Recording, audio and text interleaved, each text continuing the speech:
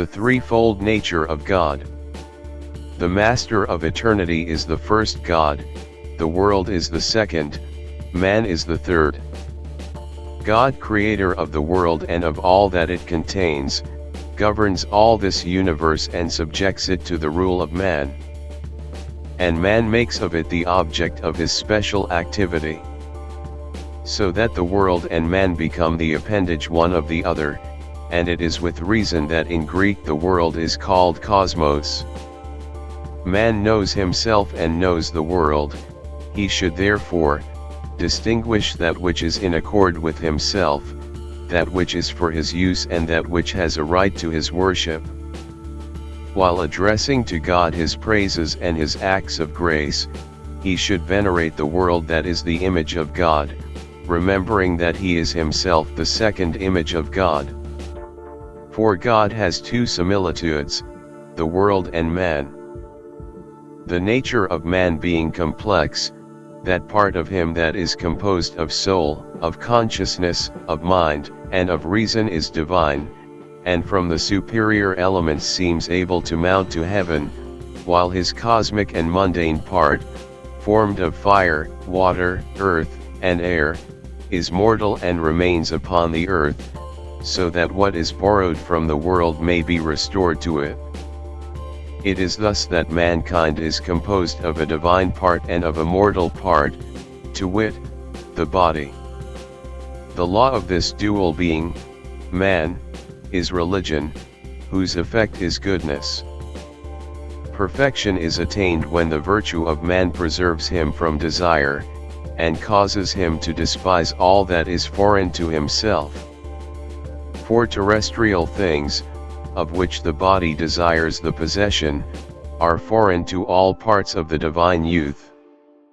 Such things may indeed be called possessions, for they are not born with us, they are acquired later. They are then foreign to man, and even the body itself is foreign to man, in such wise that man ought to disdain both the object of desire, and that whereby he is made accessible to desire. It is the duty of man to direct his soul by reason, so that the contemplation of the divine may lead him to take but small account of that mortal part that has been joined to him for the sake of the preservation of the lower world. In order that man should be complete in both his parts, observe that each of these possesses four binary subdivisions, to wit, the two hands and the 2 feet, which, with the other organs of the body, place him in relation with the inferior and terrestrial world.